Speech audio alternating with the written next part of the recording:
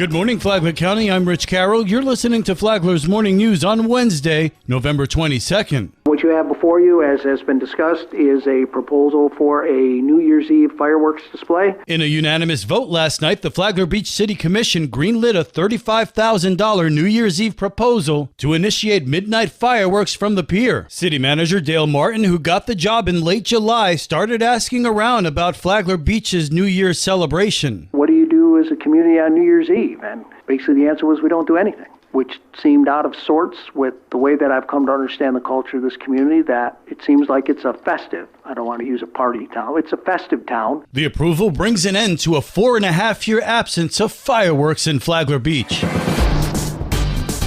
This local news is a service of Flagler County's Toyota dealer, Beaver Toyota, US 1 St. Augustine, here to wow you.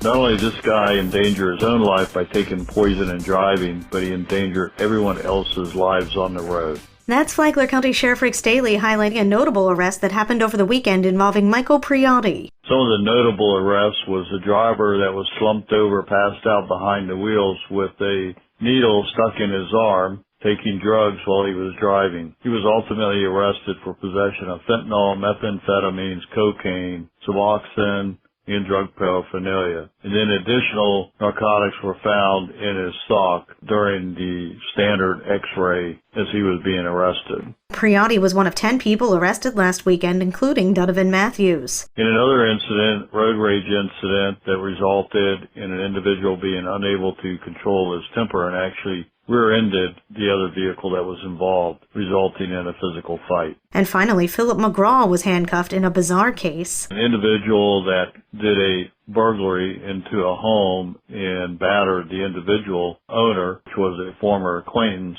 took deputies on a chase through canals and on the road when the vehicle refused to stop. He swam through multiple canals and still got caught. If you run from a deputy sheriff, you will only go to jail tired, and in this case, wet too, and with more charges. McGraw's stepfather, Jim Jones, was also arrested for helping him attempt to flee. In addition to the 10 arrests over the weekend, Flagler County deputies handled more than 690 calls for service and made nearly 90 traffic stops. From the WNZF Newsroom, I'm Amy Cherry.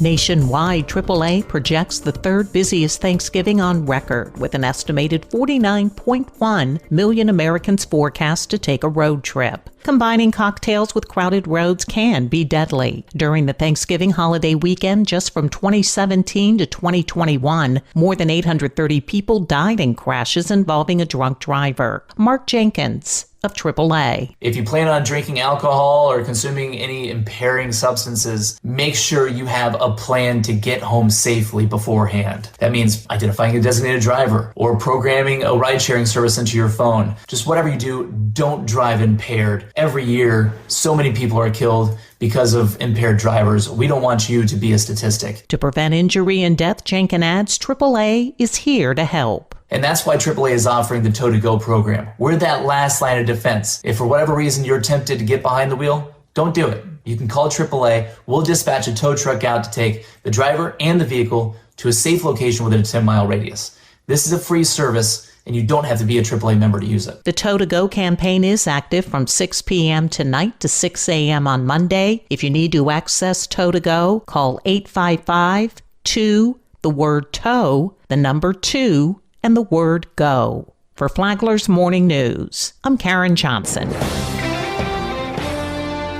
How can growth benefit existing homeowners? Ray Tyner is Palm Coast's Deputy Chief Development Officer. He said that a perk of growth is that established homeowners don't have to pay for new things. What you do is you go get low interest loans or bonds to build that infrastructure so the future people have to participate in the repayment of that infrastructure. Tyner said the idea is not to put all that infrastructure on the backs of the current residents. He said that people who live in cities now shouldn't have to pay for new development, but that new and future homeowners should have to pay for it. Real Estate Matters with Toby Tobin is on WNZF on Saturday mornings at 11 and on the Flagler radio app. From the WNZF Newsroom, I'm Deb Albertson.